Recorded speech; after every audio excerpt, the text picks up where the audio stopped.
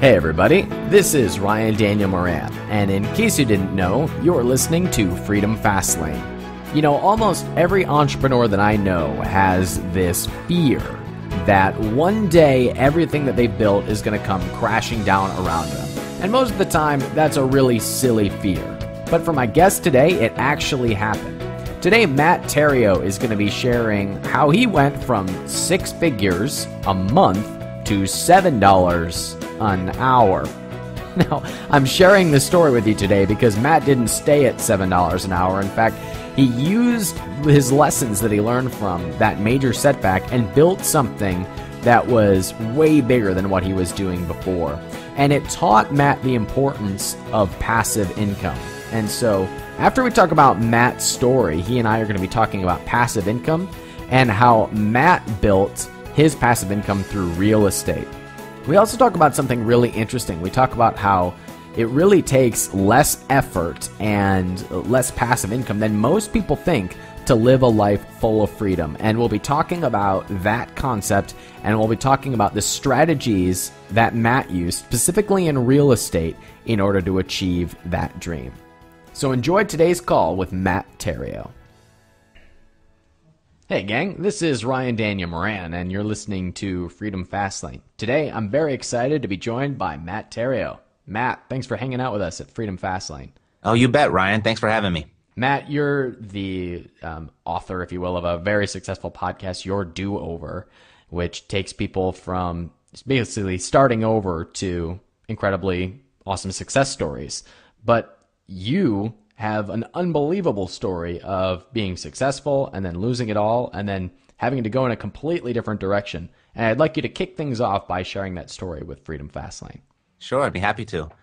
Well, Ryan, when I got out of the Marine Corps, I spent the next 15 years of my life in the music business, pursuing my passion, living my dream. And, you know, I'd make music and I'd market it and sell it. And it just created a wonderful lifestyle. And each year got better than the previous and had an amazing momentum going into my early 30s.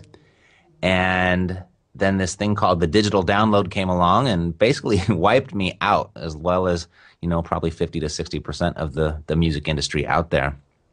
And I was in a position where I had to learn something brand new. And because I didn't have a plan B, I didn't know what I was going to do. There's only one thing I knew how to do. There's only one thing I was good at. And, you know, that took me to a place where I was bagging groceries while I was trying to figure that part out.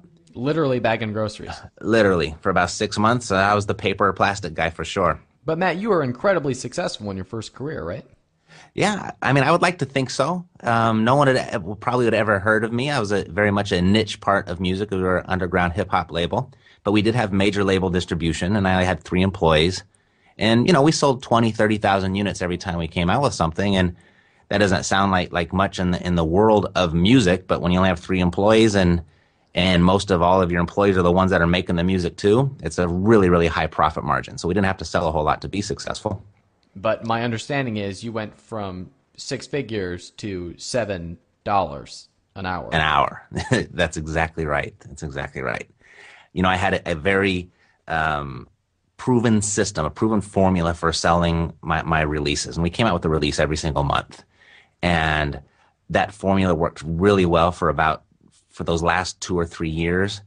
And when it started to not work as effectively, I just kept on throwing more and more money at it, trying to get that same formula to work and same formula to work. And where I ran it into the ground to the point where, you know, it was just unrecoverable.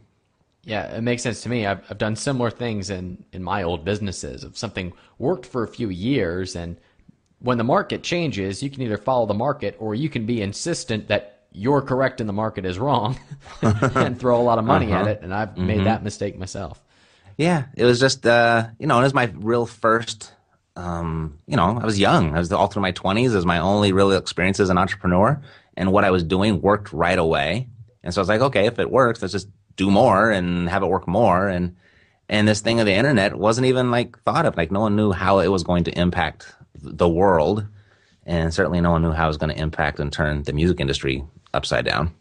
So Matt, what was that like when you went from being successful in your first career to, dare I say, bottom of the barrel? What was going on in your head? Were you going through self-defeat, or was your fire even that much greater? Self-defeat was certainly something that was there. I was felt very sorry for myself, and at age 34, and you're sitting there at the end bagging groceries, and you're taking your lunch breaks with 16, 17 year olds. Wow. I'm kind of like, wow, now what? Because I didn't finish college, and when I was in the Marine Corps, I didn't really have a skill that was transferable to the civilian world. And so I didn't know how to do anything else. So I didn't know what my choices were. Like most people, when they hit that point, they're thinking they have to go back to college. And I remember there was one day, Ryan, it was about, I don't know, I've been there about 4 or 5 months, and I graduated to the actual checkout clerk. So I got a nice little raise to $9 an hour, or whatever it was.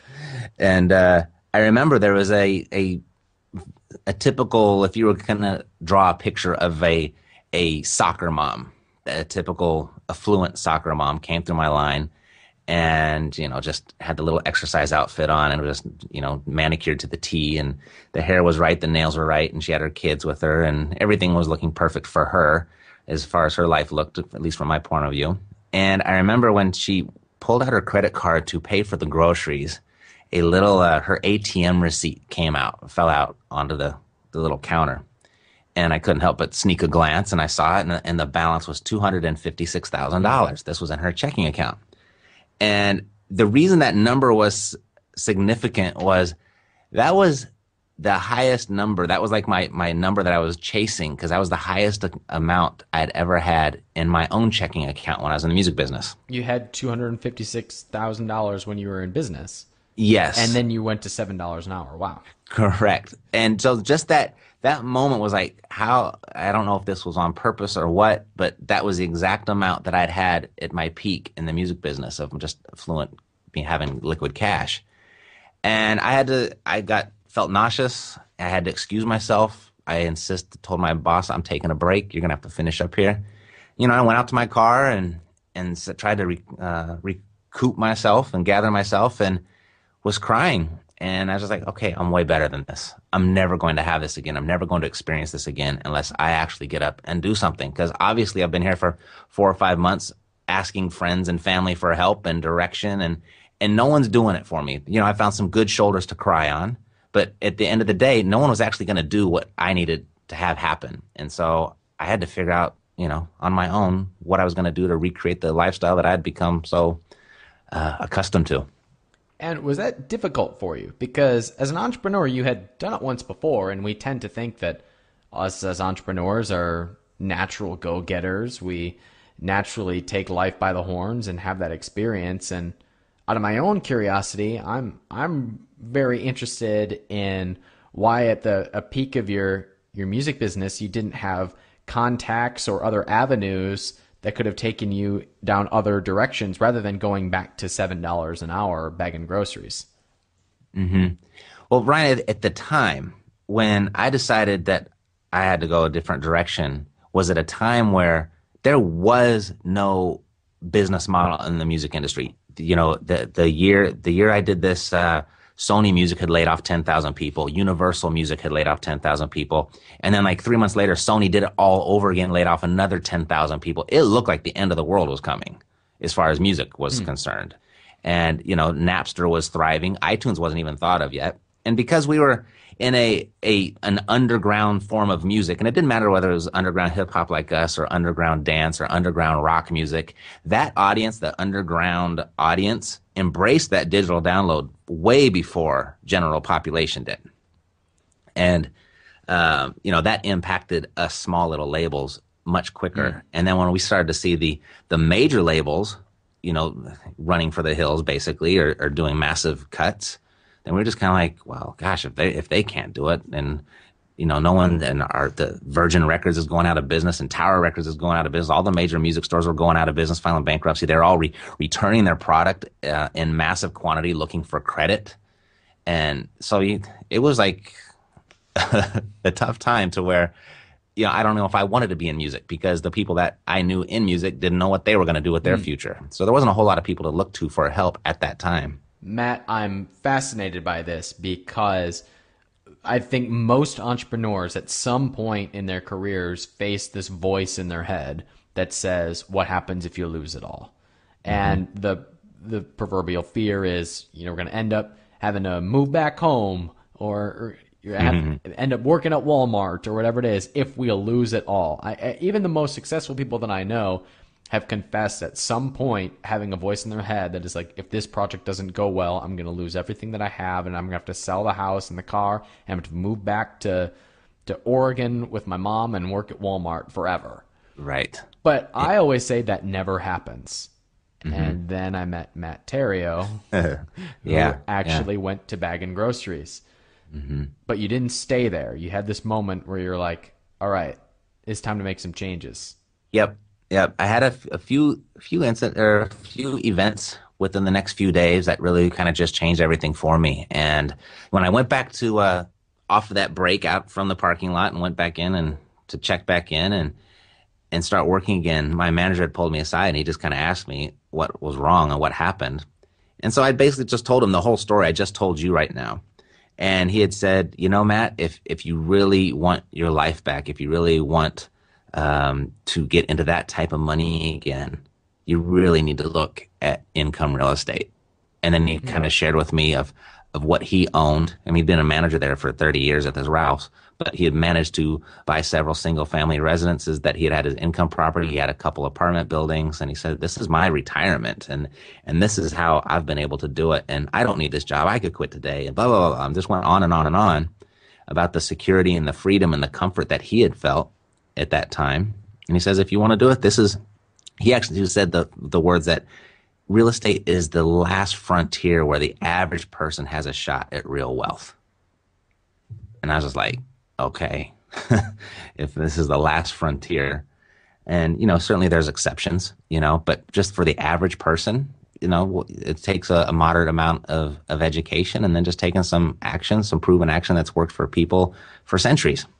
This is, of course, before the internet, which I believe to be a new frontier, and there's always a new frontier. But real estate has always kind of been around as available to even somebody bagging groceries. Absolutely. And that's what I mean when I say average person. I mean, you have your exceptional people that go out and are entrepreneurs and start business and stuff like that. But even you know how the failure rate is there. It's so significant. I would disagree with you, but go on, Matt. Okay. Well, when you look at so I went and did some research that night, and I looked at I started just Googling real estate investing, real estate education, how to invest in real estate, stuff like that, and I actually stumbled across an aunt that I had in my family that I hadn't talked to for a while. And she, just 2 cities over, she'd been the #1 real estate agent for the last 20 years in this city, just 2 cities over. And so that's where I kind of looked, and I made an appointment with her and met with her the next day. And gosh, I guess within 48 hours, I was on the road to getting my real estate agent license. And after about 4 years of that, realized that, this is not where the wealth is. I'm sitting on the wrong side of the desk. It's not as a real estate agent. I should have chosen the path of being a real estate investor. You went back to just having a higher paying job then. Yep. I made good money. I got rookie of the year my first year, and I did better each year after that. But I was working probably 70 to 80 hours a week. Don't even remember what a weekend was like. And I had a couple clients there at the end of that term of they were great clients. They gave me business over and over and over again. I was working with like 3 or 4 people. And I started to just kind of realize, like, when we would show up to our meetings and I'm in a suit and tie and they're in jeans and a t-shirt, and I'm like, and they're just signing. I have all their papers ready for them to sign. They sign the papers and then they take off for the weekend. And I'm stuck there with the paperwork and holding their houses open. And I'm looking at the final, the closing statements, and I'm like, okay, yeah, they're being really generous. They're giving me my full 3% or my full 6%, but they're walking away with 25, 30% profit. Yeah. And I was like, that's where I need to be. Yeah. So, Matt, I want to go into the specific things that you learned in real estate here in a second, but I want to address this point in which you had basically lost everything. You were starting to rebuild everything, and you now have this podcast about starting over, about your do-over. Mm-hmm. I'd like for you to address for a minute the parallels that you've seen a lot of people take that have lost things and then regained it back. What mindsets and what strategies have you seen that are common among people who are resilient enough to earn it all back after they've lost something? What's common? Well, I certainly took note of all the mistakes I felt I had made the first time around. And, the famous insanity quote, you do the same thing over and over, you're going to get the same result. So I decided, okay, I'm not going to do that. I'm going to change these things. And what I've noticed, and taking pages out of successful people's books, is one, I thought I never really had a mentor. I never had a role model. So that was kind of where I started. I said, okay, I got to find a role model that's doing what I want to do, that has what I want to have, who's, the person that I respect and who I want to be. And then the second part was to be intentional on creating an environment of like-minded people, which was another huge, huge thing, because there is not another entrepreneur in my whole family. I was, the lone ranger in that respect. They're all civil workers, and I come from a lot of policemen and firemen in my family. And so I made sure I got involved in real estate investing communities, people of like mind. And I think that would be applicable to whatever your pursuit would be. And those two things made the biggest probably difference of mine. And then I got around people who were really producing, not people that were just talking. And I got to see what actual work looked like. And then all I had to do was really just mimic that. And that's where I got started. And then the next part was recognizing that you don't have to do it all yourself. Because in the music business, I was a one-man band. I did everything. I mean, I was even I was producing the music. I was going out and finding the talent. I was designing the album covers. I was setting up the marketing plan. I was interacting with our distributor. I would go out to the stores to make sure the placement was right. I mean, I did everything. And then when I started to get into real estate, I realized that I didn't have to do everything. I could delegate. And so with the environment and a role model and learning to delegate and accepting that and embracing that, that's what I noticed that other people that were very successful were doing. So I did the exact same thing, and I think I got a fairly similar result.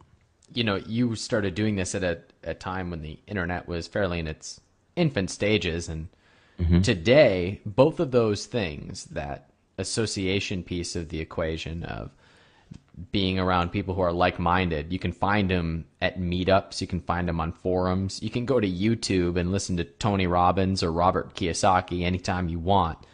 And that piece is more available to us now than it's ever been. And in the same token, that delegating piece is easier than it's ever been before, but it wasn't available to you at the time. But now you can outsource overseas, you can outsource to people who work from home, because we have this thing called the internet now. We have an interview here at the Freedom Fastlane podcast with Chris Ducker, who full-time works with people in the Philippines and outsources everything there and helps people connect with virtual assistants. And so one of my full-time assistants came from Chris's service. Oh, yeah? Oh, great. Yeah. And that is more available to us now than it's ever been before, both outsourcing and associating with people. And I've found that you're right about what you said about surrounding yourself with people who have achieved what you wanted to achieve, no matter what that is, whether it's real estate or in my industry of internet marketing. I've seen whole businesses be launched and successful just a result of people going to conferences and meeting, or people going to real estate conventions and doing a deal, or whatever it is. That association piece is so important to your do-over, you achieving the result that you want. Indeed. So Matt, why don't you go into the specific strategies then that took you from that place of really not knowing where you're going to go next, or being frustrated working 80 hours a week, to the results and the success that you have now? Sure. There was a big shift in my actual mindset that really launched it when I was making that transition from real estate agent to real estate investor. And you had mentioned just a few minutes ago the name Robert Kiyosaki, and I think so many of us have read that book. And it is a life changer. It certainly can scramble your brain and make you certifiably unemployable for sure. But one of the things that Kiyosaki, his book has been criticized for, it was really good on theory, but it kind of lacked on the how-to part. And but that's okay. It was enough of a shift of my mindset that I had to go out and find the how-to part.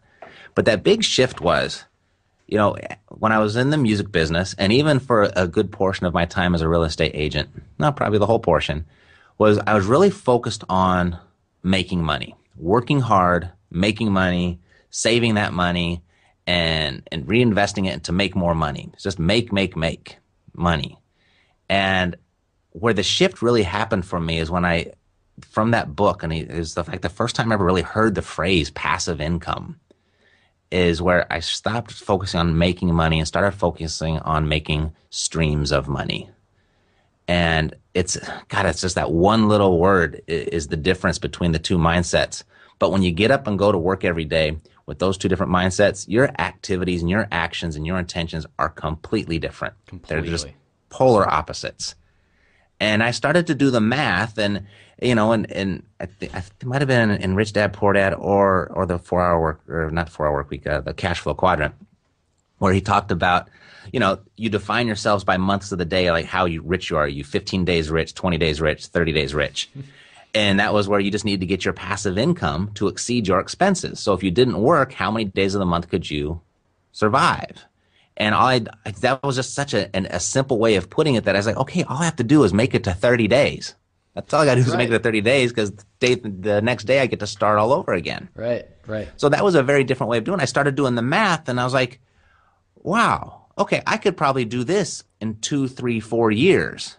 But if I had that other mindset where I'm just make money, that's going to take me 40 years. Yeah. And then it's, and then it's like, and what happened if you work 40 years and you don't make it? Yeah. Then what? That's the fear that everybody has, right? Yeah. Is that they're going to run out of time. Then you got to go to the passive income thing anyway, because you don't have enough time to start all over again and do it the other way. Yeah. And that's exactly what I set my mind on. I set my intentions on. So I focused on just squishing my expenses down as low as I could. I became very much of a minimalist, and then focused on acquiring assets. And that came in the form of rental property. So you did it with rental property. You mentioned the 4-hour work week accidentally. It talks about internet businesses or other side businesses, which I know very well. I don't know the real estate side as well, although I am a bit of a novice investor. I have a handful of income producing properties. So I want to hear your strategy. You became free following a specific strategy. And I love how you put it. You just needed to get to 30 days of passive income, and then you were home free at that point, rather than having to save $1 million or whatever it was so that you had enough money to outlast your life. Right. So I want to hear about your strategy, and I want to know how long it took in order to get to that day 30 point.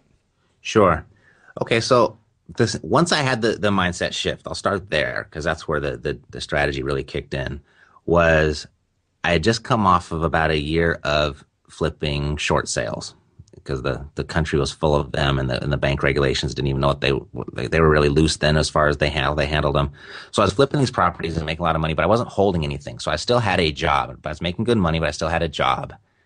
Then I started the same leads I was generating. So my actual strategies, I would send out direct mail, and I specifically used this yellow letter that has generated all my business since then. That's what I teach today now too.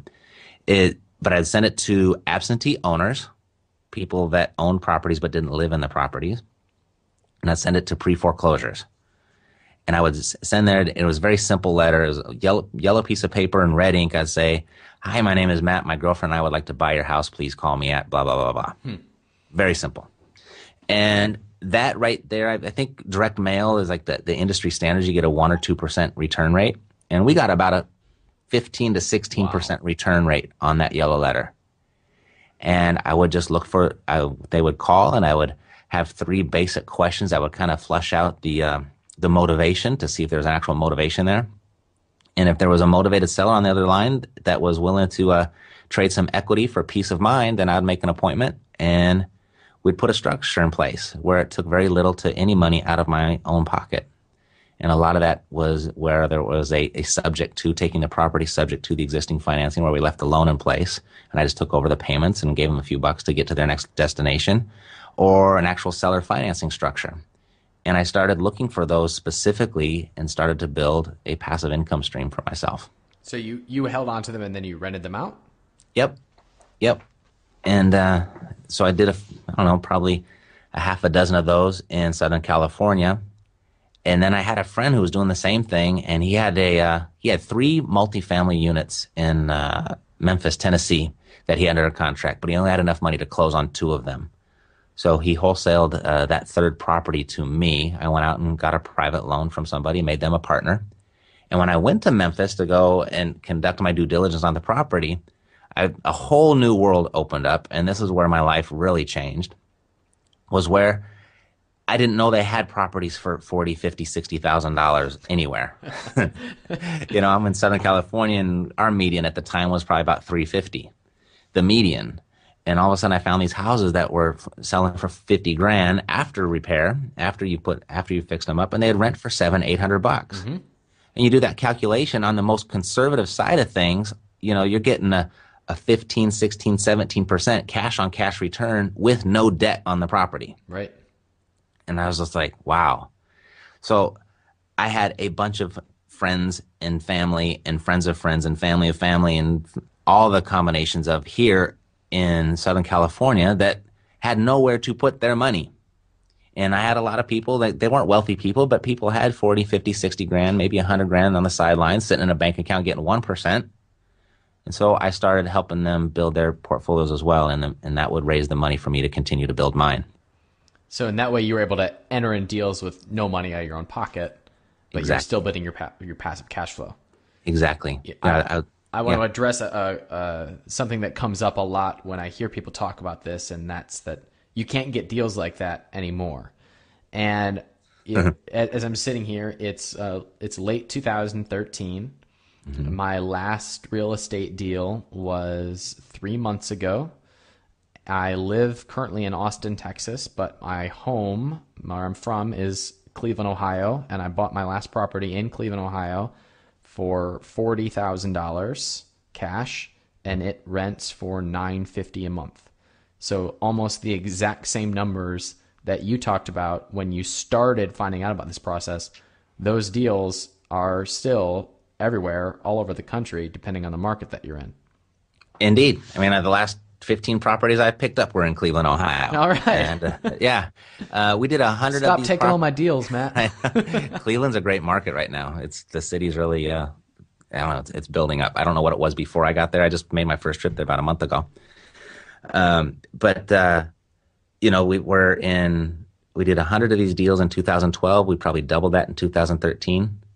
And I think we'll probably double it again in 2014. And we're in Memphis, we're in St. Louis, Kansas City, Columbus, Cleveland, Cincinnati, and we're going into Indianapolis, we're going to Pittsburgh, and Illinois. All right, so those types of deals are everywhere, and I'm guessing that you specialize then in that level of housing, and you rent them for that level that you mentioned, mm-hmm. And then you split the cash flow with your company and the people who have invested in them? No, actually, two different ways we do it. We can pull together 3 or 4 investors, and we create an LLC, and we buy a bunch of properties on behalf of the LLC, and then I'll manage the LLC for them. So it's a real passive income for them. I deal with a lot of busy professionals, your doctors, lawyers, small business owners that want to invest in real estate. They just don't have the time to do it. So that's one structure where we'll actually do the investing for them. And then we have others that, they might have 50, 60 grand. They want a house. So what we do is we go acquire the property, we fix it up, we put the tenant in place, we coordinate the management, and we sell it to them as a cash flowing asset. Got it. And then the profits from those two models is what I use to build my own portfolio. Your own passive cash flow portfolio, you mean? Correct. So all of my properties are right next to all of my clients' properties. We're all in the same city, in the same town, and now we've built up such a volume where we represent such a significant part of our property managers' portfolios that we get priority treatment. The performance goes up, the expenses come down. It's like we've really been able to leverage all of these relationships, and so we're kind of this massive little presence there in these certain markets where it's working really, really well. And how long did it take you to get to that day 30 passive cash flow point? It was about 3.5 years. Okay.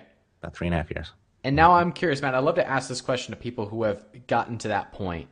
Is most people have this dream of getting enough passive cash flow or enough in the bank to where they don't have to work anymore. And what I found is that when people get there, they go, oh crap, what's next? I want to know what came up for you at that 3.5 year point when you had enough money where you didn't have to work anymore. I know you're still in the real estate business and now you share your knowledge with other people. What was that experience like where you finally were liberated from the job, from the necessity of working, and you had to figure out what was next for you? Well, I'm human. I still want things, you know. I still want to travel. I still want toys. I still want to live in a nice neighborhood. And when I got started to hit that point in 3.5 years, I definitely pushed down all of my expenses. So, you know, I was driving a little beater car. I was living in a small little apartment, and yeah, I didn't go out. I didn't travel. So my expenses were really low. But then once I got there, then I started as I continued to increase my passive income, my lifestyle followed, so to speak. Okay. And so now I live in an awesome neighborhood, in an awesome place, but I still want to live in a more awesome neighborhood. I'm ready to go to Malibu here at the end of 2014. And I'm not a big car guy anymore, so I'm cool with my little Ford Edge. But I love to travel, and I've got a 2.5-year-old, so I want him to have all the really cool things that I didn't get to have as a kid. And so I just continue to build the passive income. But you're right. When I hit that 3.5-year mark, and a lot of people if you're not there, you're not going to believe this, but I really did feel like, wow, that was easy. That was not that big of a deal. That wasn't that big of a deal. And it was just having that shift in mindset and taking actions correlate to that mindset. And it's actually a very quick journey, relatively speaking. I mean, 3.5 years compared to 35 years, the old-fashioned way of doing it, you know? Amen to that, brother. Mm-hmm. Now, a lot of people will hear something like this. They'll hear my success story. They'll hear your success story, or any of the people that we interview here on Freedom Fastlane. And they'll say, well, that's great, but I'm not you. You know, this won't work for me. Or a lot of times they get asked the question, hey, does such and such a strategy work? And it comes up of, I can't do real estate, or I can't start an internet business, or I can't, whatever it is. What do you say to somebody when they say, I can't do something, when you sat there 3.5 years in and said, man, that was pretty easy? The old cliche, and it's such a cliche, and it's so overused and worn out that it's a shame, because it's so true. And I know you've heard it before. If you think you can, if you think you can't, you're right. And if there's always, if you keep this in mind, there's always somebody that has achieved what you want to achieve that started out in a worse position than you did. Yep. There's always somebody. You can always find someone who had it worse. I mean, you could just look at Oprah Winfrey and never have to look for another example again. You know, she just came from absolute squalor, and now she's one of the richest women in the entire world. And we're talking about just creating, you know, $5,000 a month of passive income. I mean, if Oprah woke up tomorrow and found $5,000 of passive income was all she had, she'd probably kill herself.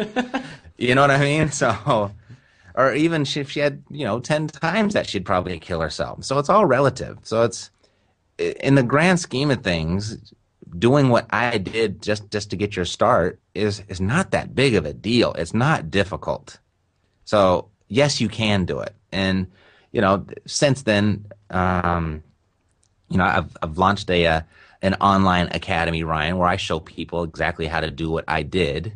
And my last 2 or 3 months of episodes, I've just done this wrap-up year-end review of all the people inside of the academy that got the great success. They've come from all walks of life.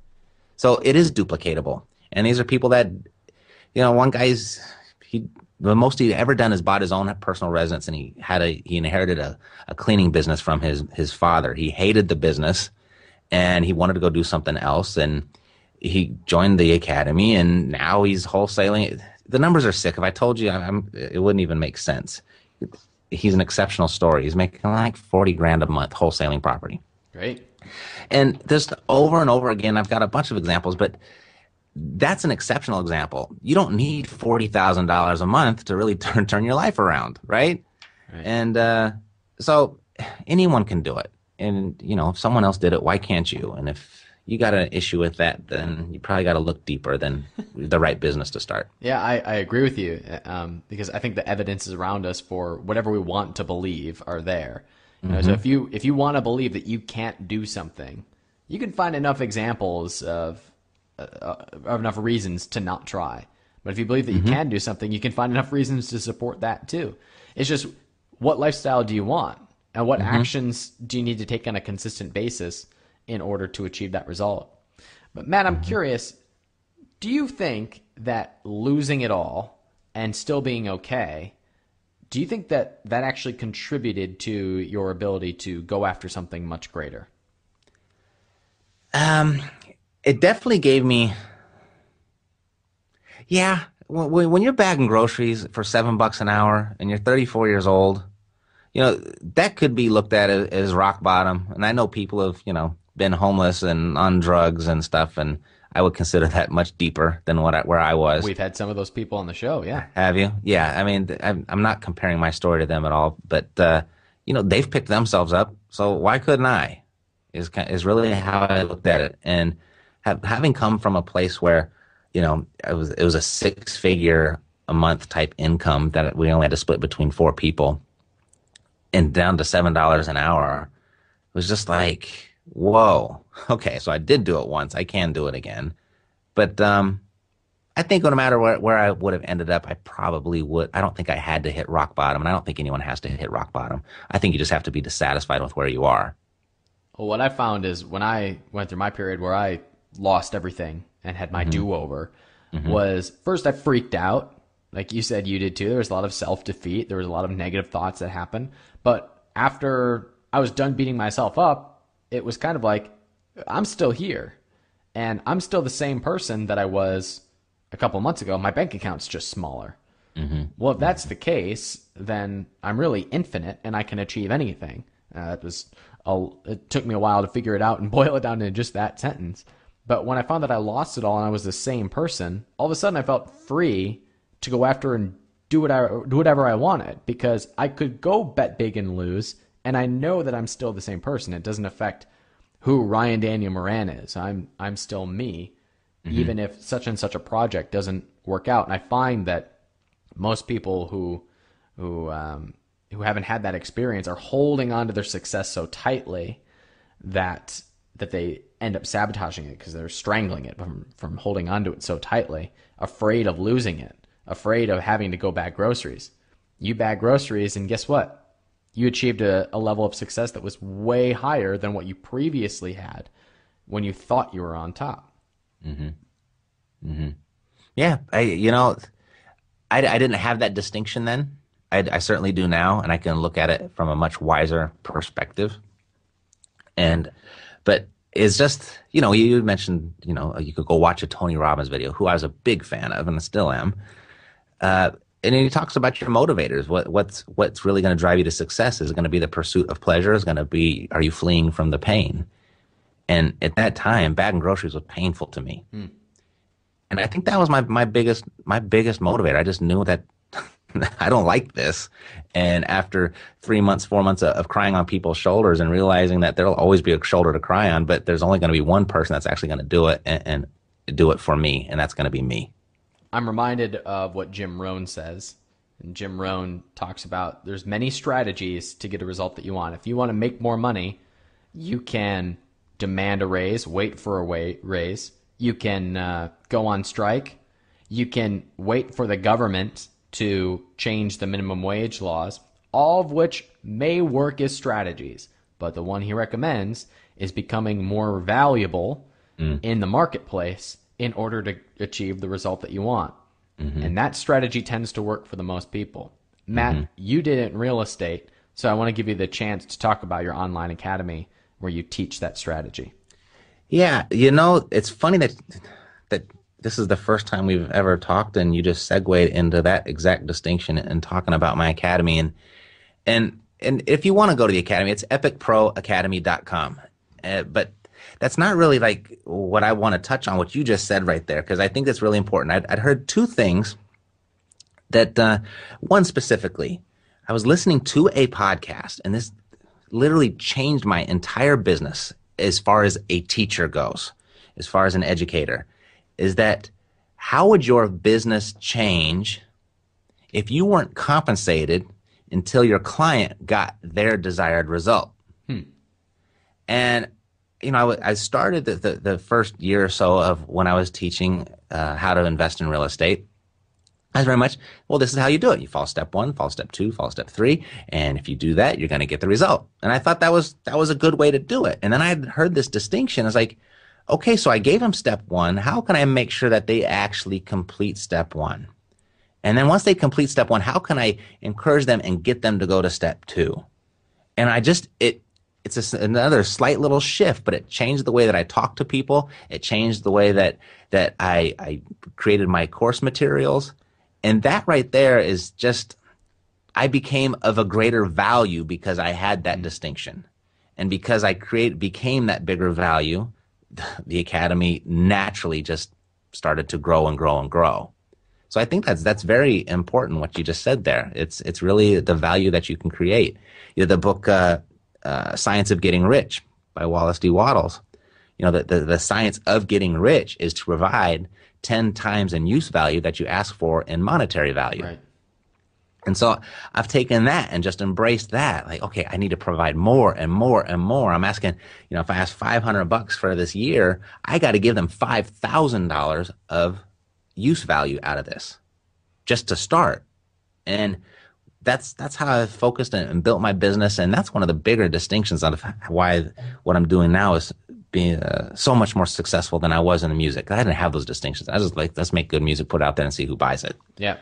You know, and now it's just increasing your value, I think, is so important. Another thing that's really changed in my business is, we're sitting here, I'm talking, it's just a book show. This is our book recommendation show. The book with Gary Vaynerchuk's The Thank You Economy. Mm-hmm. And his one distinction there that I've taken, I've completely ran with it and has built my business, both my online business and my real estate business, is the more high tech your business gets, the more low tech your customer service has to become. And I didn't really understand that until he went and kept on elaborating on that. And, you know, if we've all been where we had to call a customer service place, whether it was for a credit card or your cable company, and you go through that phone tree. And it's so annoying and irritating to go through that phone tree.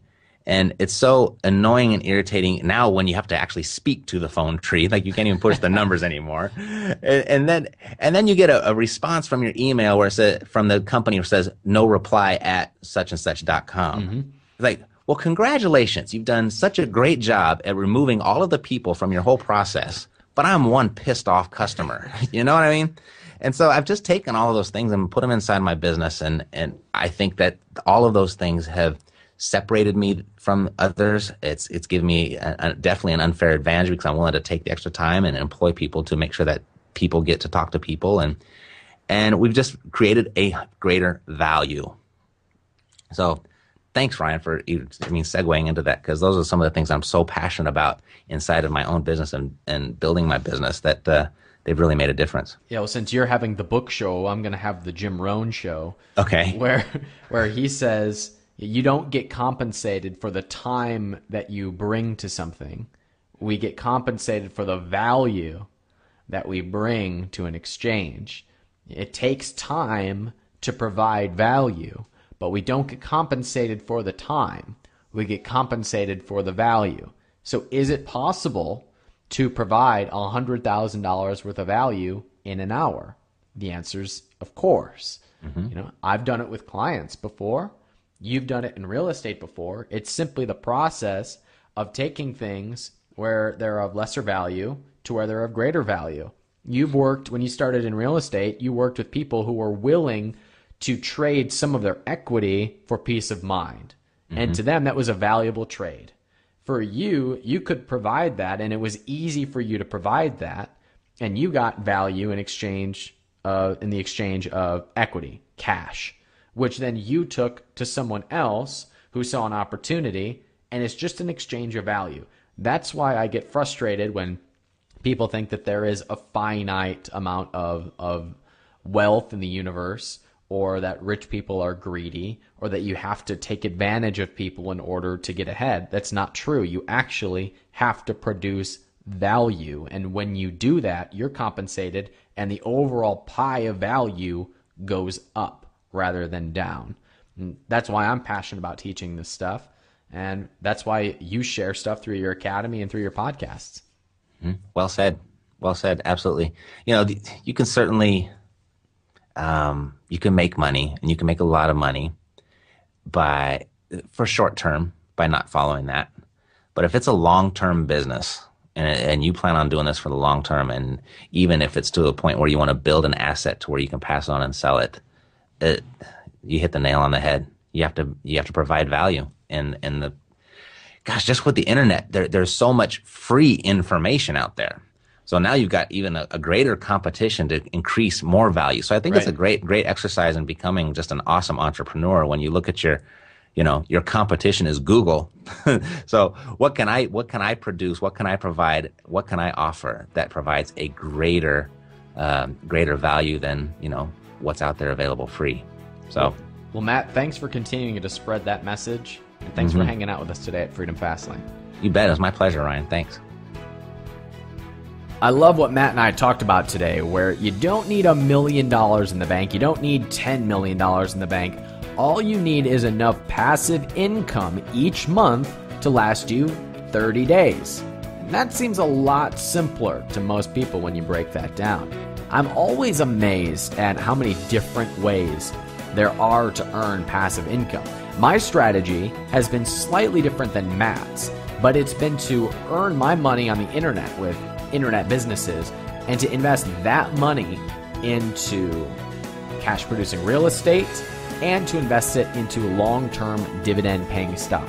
That's my financial strategy. And for other people, it's slightly different. I talk about all of this at the blog at freedomfastlane.com and also at our live events, which you can find out about at freedomfastlane.com. Hey, it always helps us spread our message when you leave us a 5-star review on iTunes and when you share the show with a friend. We get lots of referrals. That's where most people find out about us. And I really appreciate you spreading the word and spreading the message about Freedom Fastlane. As always, thanks for listening, and I'll chat with you soon.